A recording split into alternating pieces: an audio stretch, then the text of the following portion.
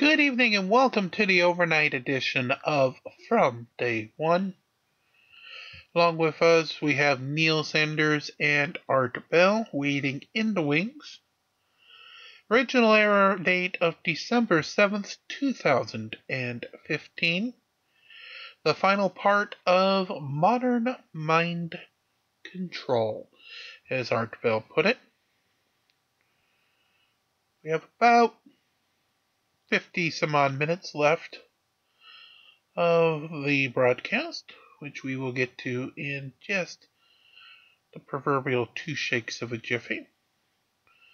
But first, man, I just love these leopard kitty dolls. They are so pretty. It's awesome. You see them on the splash screen too. It's like, oh. Alright, enough of me fawning over the leopard kitty dolls. Let's get to Art Bell and Neil Sanders as they conclude their talk on modern mind control as we march through Dominion. This is Midnight in the Desert. To call the show, if you're east of midnight, call 1-952-CALL ART. If you're west of midnight, call 1-952-225-5278. All right, so what I want to do now is actually open the lines. My guest, Neil Sanders, is here from Britain. Let me give you a rendition of all the numbers, and if you want to join the conversation, please feel free by all means. It's open now, folks. The national number, rather, is area code 952-225-5278. Once again, area code 952-225-5278. The first-time caller line, if that's what you are, never called the show before, you're welcome at area code 775-285-5800. 775-285-5800. And even the Roswell line can be used if you wish. The entranceway in Roswell, we'll call it. You call that number, it rings here. Area code 575-208-7787. And then finally, of course, Skype. You are welcome to join in the subject mind control, and you can join in on Skype. North America, meaning America and Canada, MITD 51. That's us. If you're outside North America, the rest of the world is MITD 55. That's MITD 55. Once you've entered it, we'll be on the contact list, and you can just hit it, and boom, from anywhere in the world, you can dial us up free of charge. Once again, here is Neil Sanders. And Neil, before I pick up any lines here, I wanted to discuss with you again how, to recognize the fact that you are you're being controlled, that you're in a mind control environment. And then B, how to fight that. Well, I mean, as we said before, how to know you're in a mind-controlled environment? Well, you are in a mind-controlled environment. There are numerous things that affect everything. I mean, just going back to what we were saying about, the changing of films and such like that. Yes. It's not just films, for example. Say Time Warner. Time Warner has got a conglomerate board level where there's shareholders that sit on the same board that's connected with weapons companies like Lockheed Martin and such like that. So due to sort of shareholder laws, but also due to sort of profitability and such like that, they won't make decisions in other areas of the company that will affect the weapons manufacturer. A case in point was when Tupac, his second album was delayed for quite some time because shareholders felt that it would be detrimental to them at that particular time because he had an anti-war sentiment on his first album. And so what you see is you see the stifling of certain people because of again, very, very disparate things that you wouldn't imagine. You'd never think that a record company had anything to do with, a military-industrial complex type organization that had a vested interest in continuing a particular war at that time. But they do. So you've got to appreciate that things that seem organic are not organic. Justin Bieber was not an organic explosion. He was part of a very, very clever marketing campaign by Scooter Braun. All your favourite artists don't really write those songs. It's Max Martin. They're selling a project to you. So you've got to sort of understand that basically there are vested interests behind any bit of information that comes to you. And when you do, perhaps then you've got a better way of going, hang on, this is rubbish. It doesn't mean that you can't enjoy that song. It doesn't mean you can't enjoy that film. It doesn't mean that you'd stop watching television or anything like that. You just understand that sometimes people have got a bit of a vested. I'll put it in, like, did you see that Narcos that was on recently? It was a very, very good and entertaining series, but it certainly washed over the Iran-Contra and the involvement of the CIA in the Medellin and such like that. I mean, I remember Iran-Contra, but I missed the film, so. Sorry? I said I remember Iran-Contra like it was yesterday, but the film you mentioned, no. It was a recent television series on Netflix, but again, you know, that'll be the majority of people will have that'll be their first introduction to the understanding of Pablo Escobar, for example, and so that picture is painted in their head. That perception comes to them, and what's strange is the first thing that you're told, you usually, you know, people have got this inclination to go, seems plausible, and then stick to that, and then you have to argue another point. So it's bizarre that basically the first thing that people come to is often the thing that they take as a base point, as that then has to be disproved. All right, well, let's take a few calls, shall we? Here is James on Skype. Hello, James. Hello, Art. Hi. Roswell's. Thank you. I'm getting sort of a feedback. Sorry about that. That's all right. Go ahead. Anyways, Neil, I've been listening to you, and I'm an American. You know, I've been over and I've lived a quarter of my life in the Middle East. Okay. While you're saying certain things, I think that you lose a little bit of I don't know how to put this to you. Just straight on. Lose a little bit of credibility when you're trying to say that the CIA is the reason for everything when you don't look further back into history. I mean, the British have had more involvement in the Middle East than we have. I agree with that.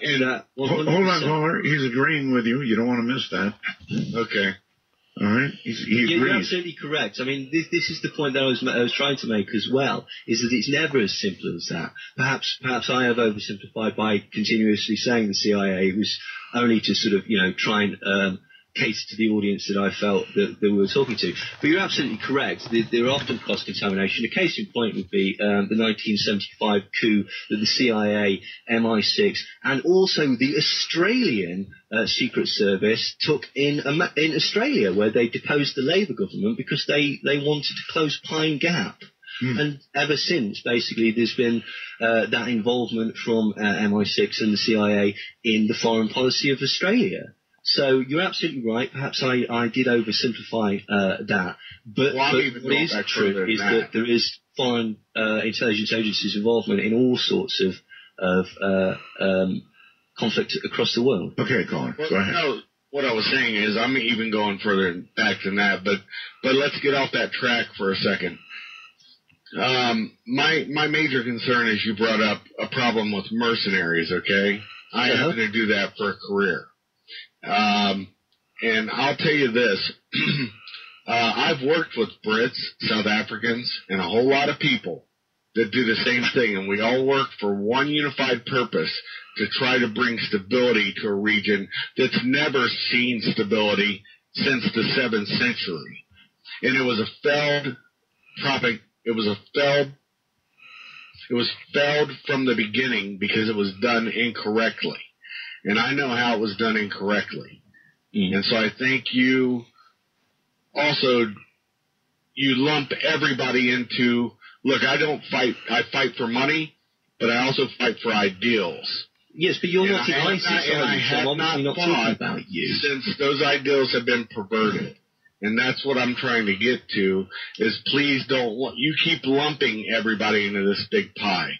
And I think that's a big mistake. Okay, hold on, caller. Go ahead. Okay, no, that's a fair point. Well, if I've done that, that was not intended. I assume that the point was inferred by the fact that because you're not part of the terrorist organisation, I appreciate that obviously people are motivated by different things, and therefore I assume that you would understand I wasn't talking about you. Well, you may have assumed that, but when you speak in generalities, just like I've seen you numerous times try to bend over backwards when you see the invasion of the West in Europe, especially England, of Islamo-fascists, and Chowberde, what's Adnan Chowberde? You guys have him on TV all the time, and we even have him on in the U.S., and yet he's the most virulent Islamo-fascist. Yeah, but he's also almost positive, like proven to be an MI5 asset. Like, that's the point. He's stoking up this nonsense. Yeah, as part of the ongoing fear-based propaganda. Proven by who? Like, nobody takes him seriously in England. Everybody basically assumes that he's a tool of the government. Right. You say proven, but proven by who? I mean, that's the whole like thing. Past association with MI5. Oh, you have those facts and you can post them for art to display. No, but there's enough like red flags to make a case, and certainly when you've seen all the other people, like I forget the gentleman who was basically the mastermind of 9/11, who was a guest of the president, and transpired that he was evaded from capture many times because of the fact that he was an asset of the American and the British intelligence agencies, and also I believe Mohammed Atta was also an asset of the CIA, as was Tim Osman at the time. Can we explore your views? Hamza is also basically, it's all connected with a place called Finsbury Mosque, which is widely believed to basically have been infiltrated by intelligence agencies many years ago, and is viewed with suspicion amongst the Muslim community in England. Okay, Neil? Yeah. And caller, thank you. That was a good call, really a good call. My question is your views on 9/11. I would like to explore a little bit your views on 9/11. You sort of just hinted at it, so... Well, I don't know. I don't have a theory. I'm not one of these people that said Bush did it or it was an inside job. I think that there are a lot of holes in the story, in the sort of mainstream explanation of it, the 9/11 Commission and such like that. There's a lot of things that have not been explained. I could see how it would be beneficial for MI5. MI6, numerous agencies to allow it. I tend to sort of go along with the sort of Gore Vidal said that he doesn't believe that it was an American government plan, but he does believe that certain elements of the government could have stood aside to allow certain things to happen. And certainly when you look at the funding that was channeled through the ISA to Mohammed Atta, and the training that was given to the Taliban and the aid that was given to the Taliban, also to Osama bin Laden and such like that, it certainly looks murky. Do I have a strong, definite position? No. And I think it's dangerous to have a strong, definite position. All right. If I can actually pin down one of your positions, I think it is that most things have happened in order to benefit the military-industrial complex, our nation or yours, right? Yes, I think so. But how they are fermented to happen is interesting. Whether how direct a hand in it, whether like in the first World Trade Center bombing, the FBI are actually giving him the bomb. Which was proven, by the way, which he moved to a different place so it didn't cause the disruption that actually happened, or whether it's just fermenting radicalization groups and allowing them to do certain things. That has happened many times throughout history, and I wouldn't be surprised if certain elements of intelligence agencies allowed that to happen on 9/11. I'm very suspicious of the official explanation, which I believe has a lot of holes in the narrative. All right. I thought perhaps. Thank you for confirming that. Hello there on the phone. You're on the air with Neil. Yes, is this me? Only you know that for sure, ma'am, but it sounds like you. Hello, me. Okay, great. My name is Marla, and I'm calling from Los Angeles. And I'm curious about cults in general. And I'm wondering what your guest thinks about, for instance, Scientology and mind control and that sort of thing. And I wonder if he has any comment about that. You're going to get us all in trouble talking about Scientology. They're going to be stood outside squirreling us. Scientology, for example, it is a classic sort of cult mentality. The point of it is to remove people and isolate them, to give them meaning, and to give them an understanding of a place in the world. And this is why it's very difficult to break out of certain cults, because you've got to basically admit that you were wrong. So you go back to zero, but you don't. You were zero when you went in. The cult gave you some meaning. So to come out of it, same with the terrorist organization, you're going to go back to psychologically less than zero. So it's very difficult. You need to offer somebody something other than that to sort of act as a mental crutch. What's certainly interesting is that the CIA were looking into the creation of cults and the manifestation of cults and how cults could be used for political gain and such like that in an offshoot of MKUltra called MK Often. Now, this started in about 1953, just about the same time that Scientology was starting. Certain elements in the Scientology auditing process seem remarkably similar to a torture document that the CIA produced called the Q-Bark document. Again, they basically promote isolation and overstimulation, which is, by the way, exactly what you get when you're on Facebook, because you're isolated and you're overstimulated. The point of this, according to the Q-Bark document, is to reduce you to a vegetative state where you can't make decisions on your own. And therefore it's used in interrogation scenarios. The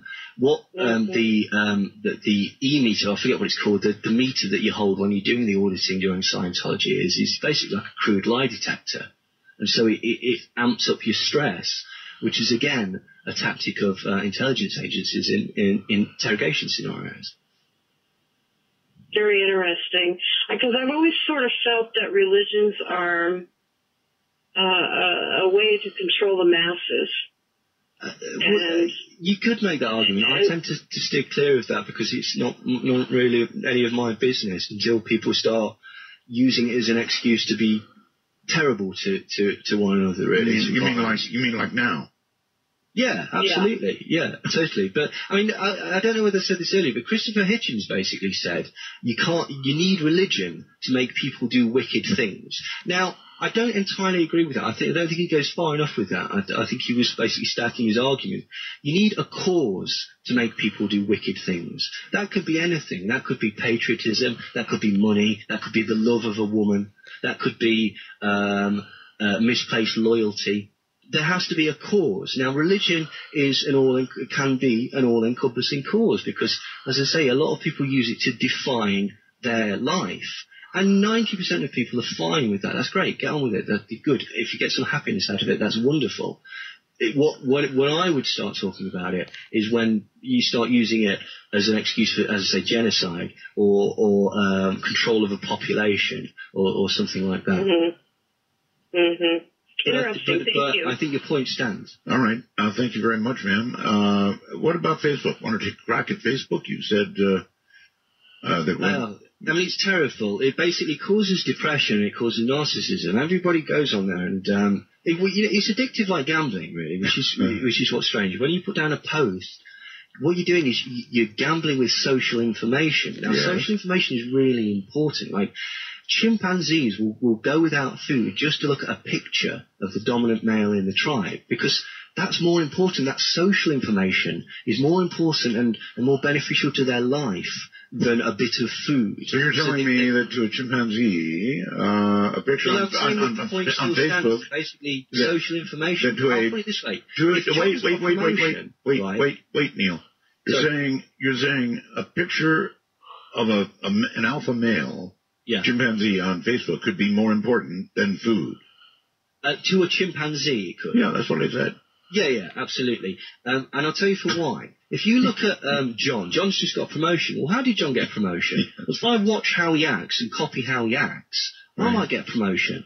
If John's made fire, how did he do that? If I copy John, I can make fire. And that's why people are so obsessed with like celebrities and gossip, because they're deemed the alpha males or the alpha people within our society. So subconsciously, you're trying to glean information to make yourself more, in quotes, successful. So when you're doing stuff like that with Facebook, it's more potent to your psyche than you would realize. So you put down a post, say, you get a load of likes, that's marvellous. You get a massive rush of dopamine or whatever, just like gambling.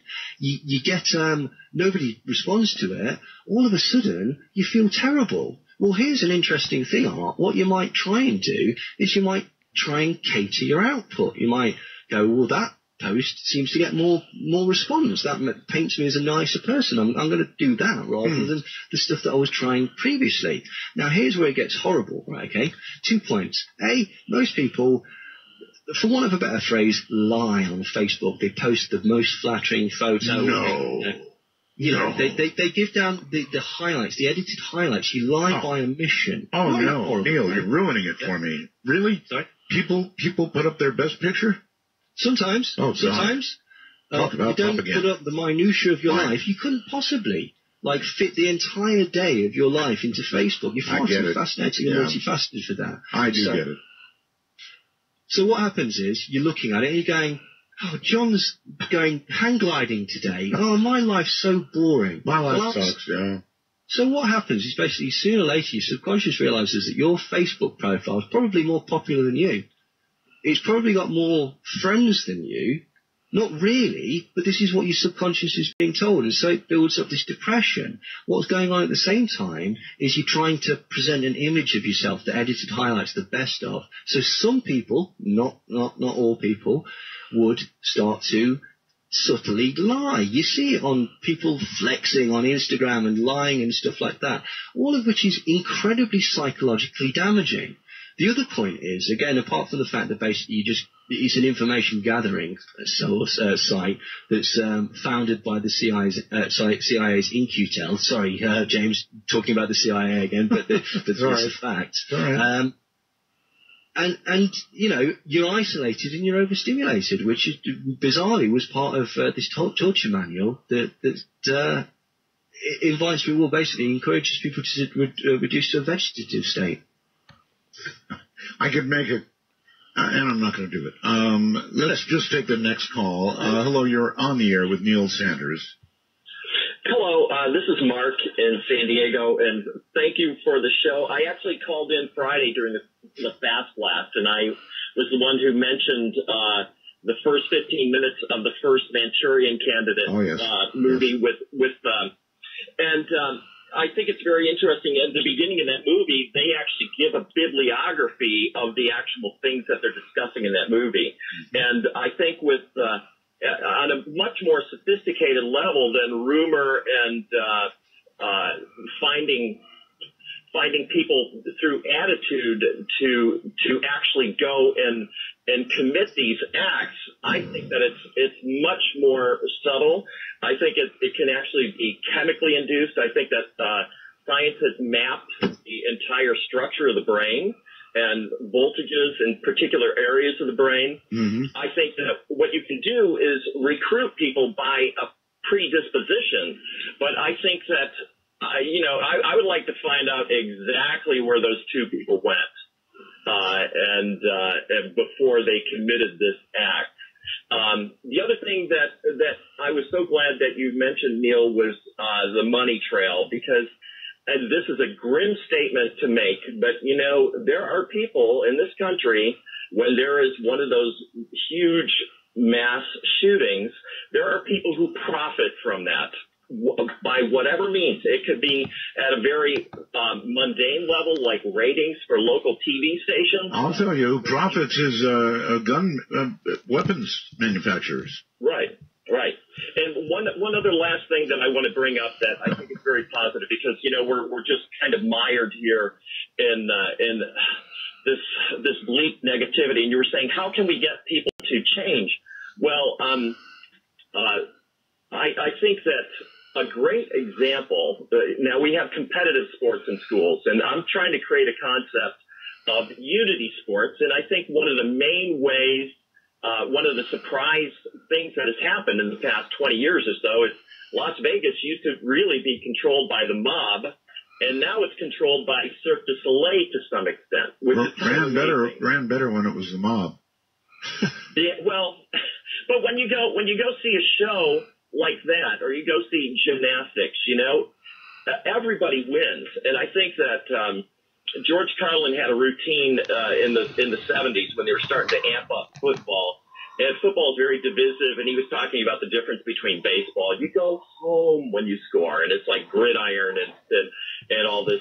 I think in some ways it's been proven that the NFL is used as a means, a fertile ground to market war.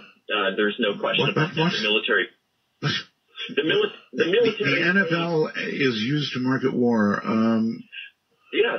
Lay that on me. How's that happening? The military actually pays the NFL to include overt patriotism and things like that. Okay, war is a different thing. Oh, come on. Baseball games do the same thing. Baseball games, we have the national anthem there too. That's overt. One thing, okay, the last thing I'm going to say about this is that basically when you're addicted to something, especially like excitement, especially like a football game or intense competition or even gladiators probably in the past. Yes. It's your glands secreting drugs into your systems, So I think that if you actually, I think that really everybody who's excited and everybody who suffers from post-traumatic stress, there's been this huge release of chemicals. No, I mean, I'm going to give you that. There's a release of endorphins. For example, when Green Bay threw that pass at the end of this game last week, I damn near jumped through the roof. Right. See? But that didn't cause me to say, let me get a gun here and join something. Fertilizer doesn't make the plants grow. You have to put a seed in there, right? So by fertilizing the entire climate in the country into warring, and I'll tell you this: I'm a musical director in a church, and I play music in many different situations: Catholic churches, Jewish synagogues, other sorts of. I will watch people in a church choir get into fights about football games. Yeah. Okay. Yeah. I'm telling you. I mean, and so there's an element of division and tribalism that I think is very pernicious. And I think that 100 million people at least watch one football game a week. So that's 300 million hours per week in America of people getting into that vibe. So that's 1.2 God, what is that doing to us? A month. Yeah. I'm concerned. Somebody's making money off of it. Well, the NFL's making a lot of it. Yeah. Well, I think that there are, the media makes money, and I think that,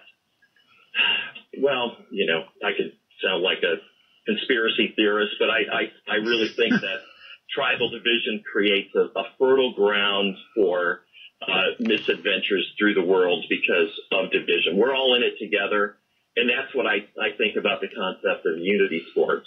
So I know when you say unity sports, explain yourself. What do you mean by unity sports? If you've ever gone to see Cirque du Soleil, one of their incredible acts, there was a show called Kidam, and the ending was this.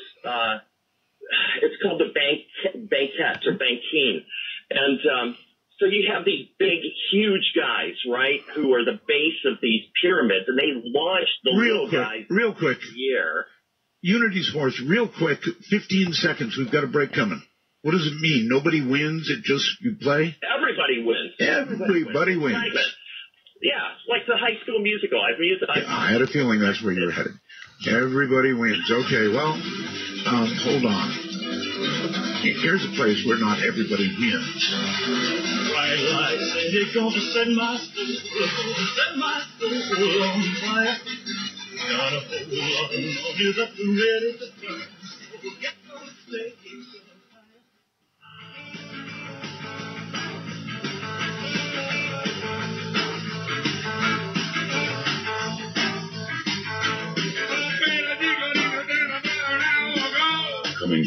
you at the speed of light in the darkness. This is Midnight in the Desert with Art Bell. Now, here's Art. Okay. Rob from Ottawa through the wormhole says, Art, the sound quality of this show is amazing. Love it. I beam when I see things like that. We're trying to bring you the next level in audio sound quality, both with the guests, with the callers, on the phones, all the way around. We're trying to bring you the next level of audio, and I think we're doing it. And then Mars Tracks says, oh, by the way, that pass by Aaron Rodgers was a Hail Mary. About as anti-Muslim as you can get in sports. And with that, back we go to my guest, Neil Sanders, and we're talking about mind control. So if you have a comment, feel free to join us. Neil, you've done a great job. Here is Estus for you on Skype. Hello. Hello, guys. Can you hear me? Yes, indeed. All right, excellent. First time on Skype, actually. Neil, the stuff you've been talking about with, like, media study, it's something I find really fascinating. I studied it a fair bit in university, and that point you made earlier with the show Narcos and in general the influence that entertainment has on our thinking, I had a couple questions that kind of fall under the same subject. My first is, for someone who enjoys action movies, like the spectacle of it all and the characters and such, is it possible for people to still enjoy those movies and be completely divorced from an intent to influence their opinion on public policy or the military? And my second question... Well, let me answer that one first. Go ahead. Oh, yeah, I would hope so. I'm a big fan of action films and violent horrors and such like that. Yeah, absolutely. You can just take it as entertainment and avoid the message. I mean, it's like an advertisement. You don't go out and buy every single product, particularly if you've seen through the advertisement. You know, if you sort of know that actually those Air Jordans aren't going to make me a better basketball player, and they're probably not going to make me any more successful with the ladies, then there's no point buying them. So in that sense, yeah, absolutely, you can watch them. All right, fair enough. And my second question is, with that point you made about the show Narcos, how people can see that depiction of Pablo Escobar, and then they may cling to that. I find that in the internet age, certainly historical inaccuracies and stuff may come up in shows and movies, but they'll be derided, and that information can be spread online, whether that's like the trivia page of IMDb where they say, oh, this was historically inaccurate, or in a movie review or something. And I wonder, in the internet age, would it become that much more difficult to influence people's perceptions of those events, given how much more agency and access to information they have? Well, I mean, this is an interesting thing about it, as you put it, the internet age, because obviously there is a lot of information out there, but because there's a lot of information, it doesn't necessarily mean that people are any better at deciphering it. What I've certainly seen with the internet is obviously you can go and find the truth behind it and the more complicated backstory to it. But also what I've seen, particularly with the sort of advent of social media, is a rush to judgment. Is where people have got to solve this incident or have their opinion out as quickly as possible. And then these people tend to start making statements and aligning themselves to positions where it's very, very difficult to sort of back out of it.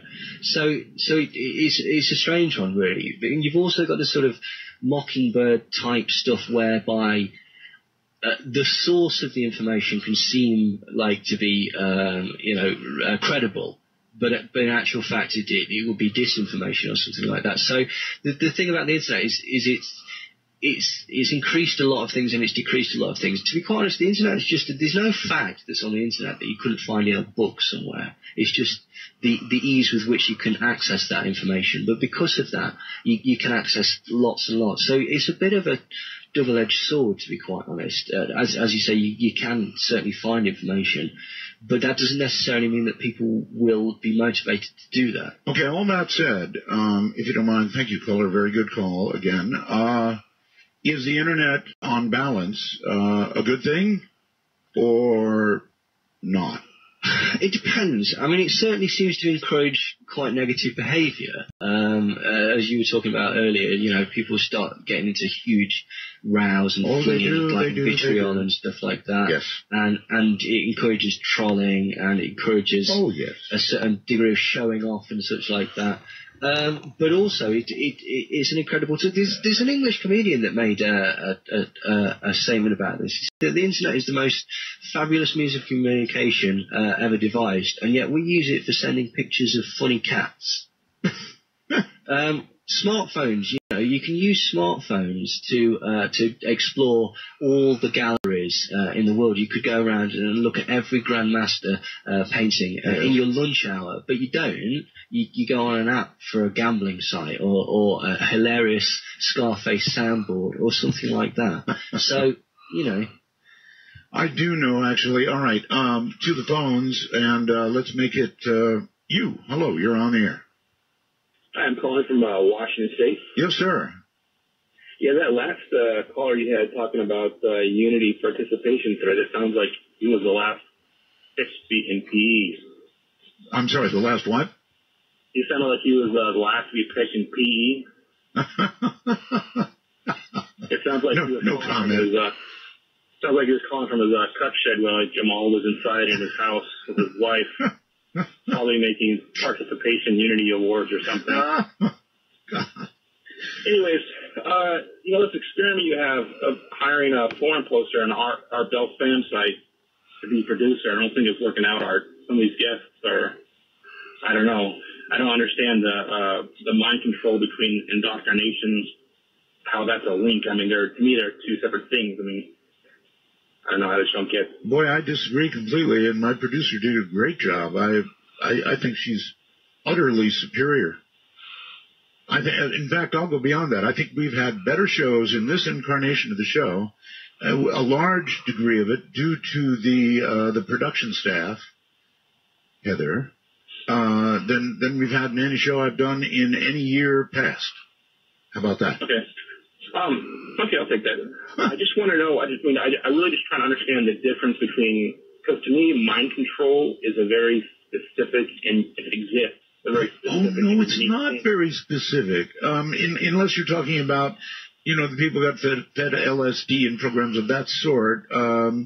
Mind control is not very specific at all. In fact, it's, how would you put it, Neil? It's actually... Well, I kind of see what you're saying, and to go back to, I believe it was Mark was asking about the Manchurian Candidate and stuff like that. Yes. Like if you actually buy the Blu-ray of the Manchurian Candidate, there's an essay in there that I actually wrote that discusses all the different things. There certainly are techniques that can control the individual.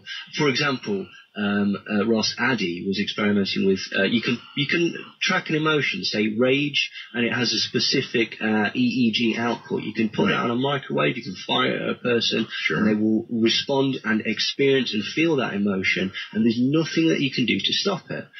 Also, if you look at, say, Circular Assassins, so you're absolutely correct. There is a degree of personal mind control, but I never really finished it right at the beginning. Basically, mind control, it runs the gamut all the way from truth serums to Manchurian candidates to propaganda and social indoctrination for social control, because essentially that's the point of civilization, is a few people have to control a writhing mass. Now, whether that's through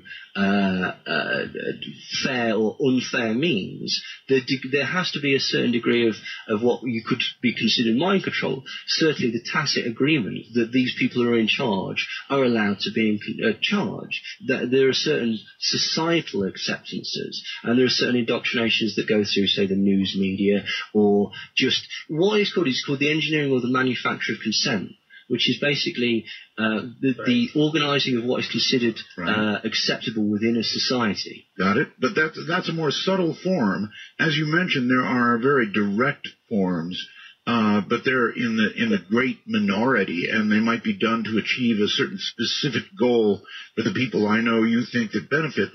But the larger mind control is a great general thing that is not very obvious at all. For example, communism. We could look at, particularly in, say, Cold War times, and look at, say, the Stalinistic communist regime, and we could go, wow, look how mind control there. That's in fact how mind control got started or got its official funding, was because American GIs were denouncing their patriotism and turning themselves off over to the Koreans, and basically saying that they believed communism was actually the better system, and the excuse was that they've been mind controlled, they've been brainwashed or indoctrinated. Brainwashing, the actual phrase, comes from a CIA agent called Edward Hunter that wrote a book called Brainwashing in Red China. So you could see that, or for example, how the propaganda of the Nazis allowed them to commit such acts or something. So that would be what I mean by a societal brainwashing or mind control. Art, one more thing. Go ahead. Hello? Yeah, sure. ALMAO. Yeah, why not? All right, so to Skype and David, hi. Hi, Art Bell. Glad to have you back. Thank you. Neil Sanders, nice show. Thank you. So nice shout out to Dave McGowan. Absolutely. My question is, and I know we're short on time, and I will take my answer off the air, but a connection between the Illuminati and Super Bowl halftime shows. Oh, yeah, sure. I knew that one a long time ago, but go ahead. Expand, Neil. Illuminati and halftime shows. Again, it's not my particular forte, but I'm aware of it. The suggestion is that basically the halftime shows seem to have a certain occultic bent and themes that run through them that can only be understood. That seems sort of, very, very bizarre on stage, but if you understand, say, mystery religions or esoteric symbolism or that sort of thing, certainly seem to hit certain points again and again and again. I'm not sure about this. I mean, like, I've obviously seen things by people like Freeman and Vigilant Citizen and stuff like that. Some of them I agree with more than others. Some of them I wonder how much, say, the actual artist has in any of this. And I think sometimes it's misdirected. People like say, oh, Jay-Z's in the Illuminati. I very much doubt that. Yeah. But whether it's been told to make us... It's certainly there. It's strange. It's there. Right. Again, Laurel Canyon. I really can't help you guys. I usually use halftime for bladder relief. Then you missed Janet Jackson's nipple. I didn't because they replayed that a million times. No, Right. Well, anyway, thank you, Art. I am over to drink maximum, so I'm out of here. Thank you very much for the call. That is a Friday night, by the way, rule. You're on the air. Hello. Hey, Art. Hey, Neil. How you doing? Fine. Well, thank you. I'd like your opinion about what's going on. Oh, yeah, and you know what? You spoke about the Illuminati. They've been behind everything from day one. Of course. I mean, if you look at a dollar bill, they're on the back of that. The MI5 crest, they're on that. Tavistock is a branch of them, and you know what they were used for. I mean, they created the Beatles and they created the Rolling Stones. And why is this guy, William Shears Campbell, allowed to impersonate the immortal Paul McCartney? I just don't understand it, why people aren't outing him. Oh, you're talking about the Billy Shears replacing Paul McCartney? Yeah. Right. Again, I've heard about it. I don't know. I've seen the various bits about it. There's a gentleman called his name's escaping me, Nicholas Kellestrom, who's apparently bring out a book about it.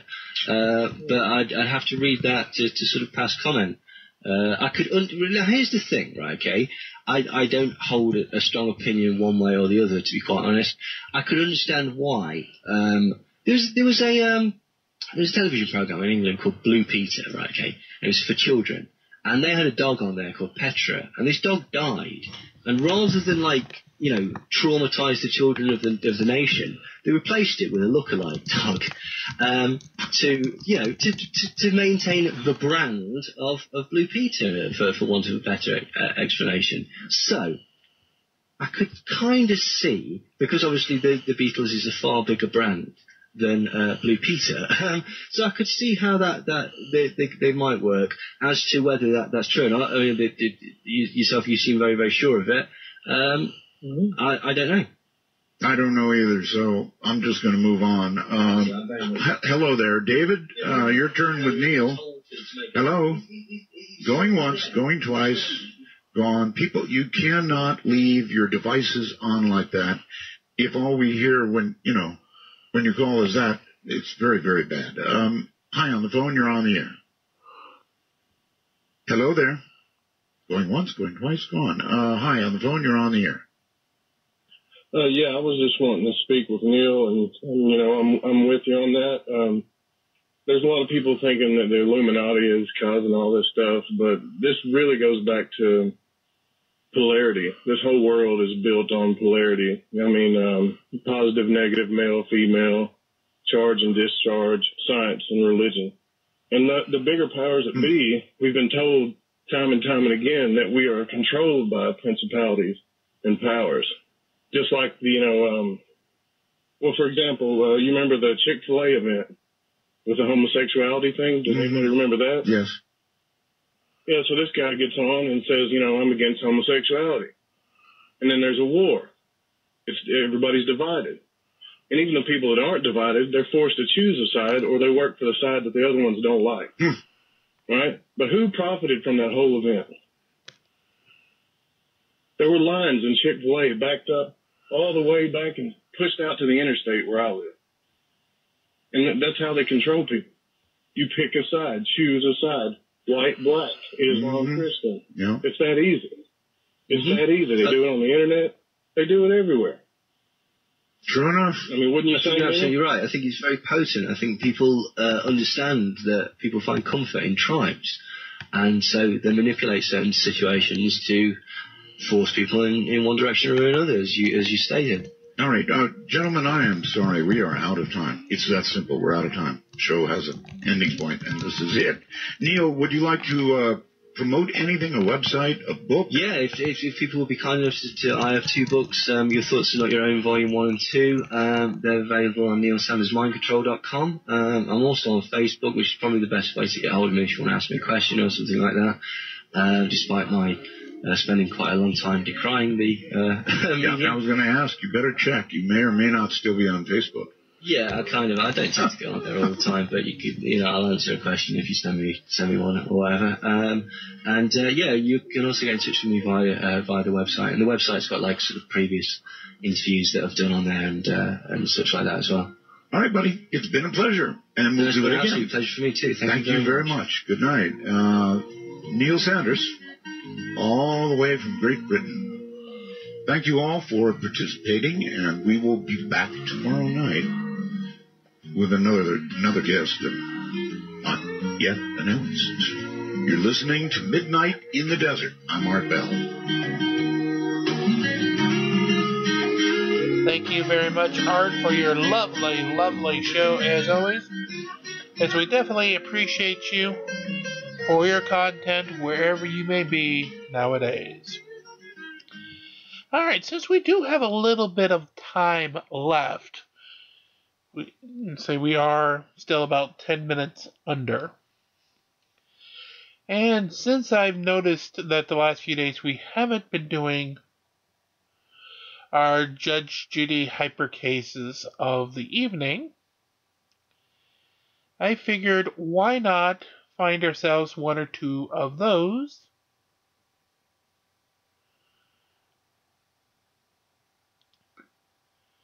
And we could have those play here at the end tonight.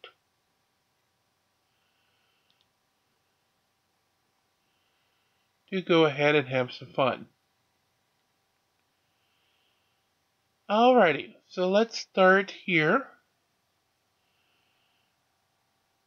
Here we go.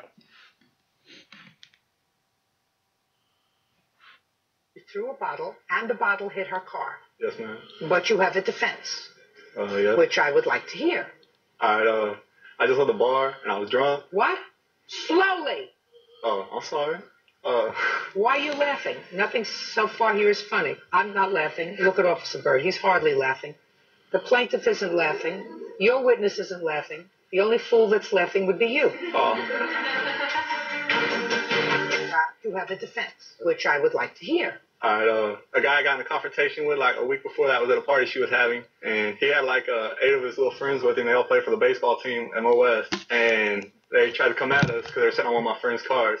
I had the bottle in my hand. I threw the bottle. Then you got to pay for it. It didn't. No, it hit the hood of the car. It didn't even hit the side of the car. There's no way it could have hit the side of the car she said it hit. We just established, sir. See, you're not smiling so much anymore. We established a moment ago that you threw the bottle at the car, that you hit the car, and that you caused damage to the car. You said, yes, I was drunk. No.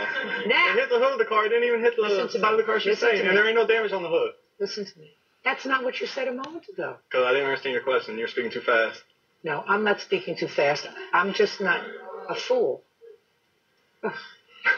What do you do for a living, Mr. Scott? Is not an answer. What do you do for a living, Mr. Scott? I actually got fired. You got fired? Yeah.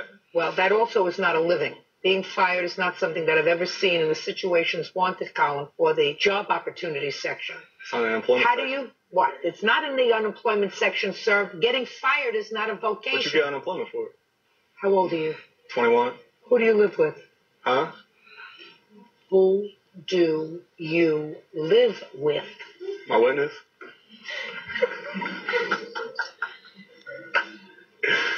How do you support yourself? My mom pays my rent. Your mother pays your rent. Yeah. She would do anything not to have you live home. If I were your mother, I would do anything not to have you live home too. Judgment for the plaintiff in the amount of $642. Thank you very much. Judge Judy continues in a moment. I had a few of my girlfriends over for my birthday. Yeah, they were all drunk. That wasn't the case. Well, I was, but they were all partying in her apartment. Not hang out with him anymore. Yeah, I'm gonna get drunk at their apartment. Doesn't sound like a good idea to me. If you can't tell, he was high as a kite on court. So let's go ahead and do another one. This time, Judge Judy wants to let the puppy dog make the determination.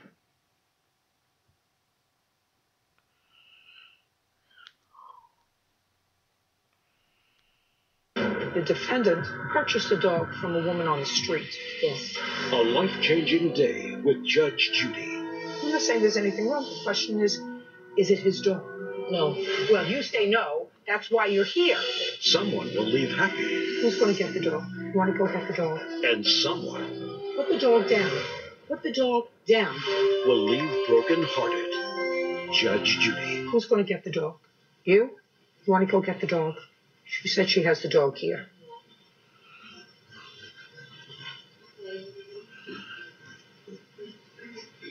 You want to show me something? Yes. What? I have document from my vet, and they're saying the dog's a mixed breed and he's 5 years old. I have a health certificate. The question is this his dog? Your vet can't tell you how old the dog is. The vet can tell you whether the dog is a puppy, whether it has puppy teeth, or whether it's 3 years old or 5 years old. Your dog can't tell you that. Oh, that's a cute puppy dog. Judge Judy continues in a moment. Madam, listen to me carefully. Put the dog down. Put the dog down. Oh, that's baby boy. Hey, boy. Hey, baby boy. Madam. Hey, man. Madam, listen to me carefully. Put the dog down. Put the dog down. That is awesome. The second, I mean, not even a blink of a moment.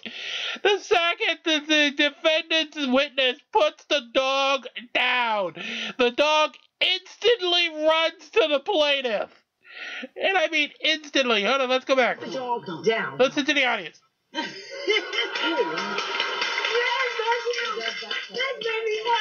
And the dog is fucking jumping at his heels. He does that to everybody. Hey, boy. Hey there. That's baby boy. Pick him up, baby boy. Come on, man. Come on. That's baby boy. Oh. That's all. Take the dog home. You got the dog. Go home. I knew it was him because I said, baby boy, I knew it was him. I just bought the dog from a girl who said she had a pit bull and the pit bull was trying to eat it. That's what happens when you buy a dog for $50 in front of the mall. He's part of our family. He's actually my mom's dog. This means everything in the world to me. This is like my child. My mom's 66 years old and she's never had a pet. and I bought him for her. She fell in love with him the first time she seen him. See, but you can't do nice things in this world without, it happens to the best of us. Thank you, Judge Judy. You're not so mean after all. Don't let Judge Judy hear that. She might actually do something. In the meantime, we'll bring this day to a lovely close. As always, please make sure you do like, share, and subscribe. Get us to those goals: 50,000 views, 1,000 subscribers. Suboxy sends those nice red packages our way to send to you. And YouTube will pay attention to us. CoinBase and Ibotta below, you know the drill. And until next time, make sure you like, share, and subscribe. Be kind to one another. And it's always a great new world to release the Krakens. We'll be here tomorrow as always, continuing to march along here from day one. Have a great night and enjoy your rest.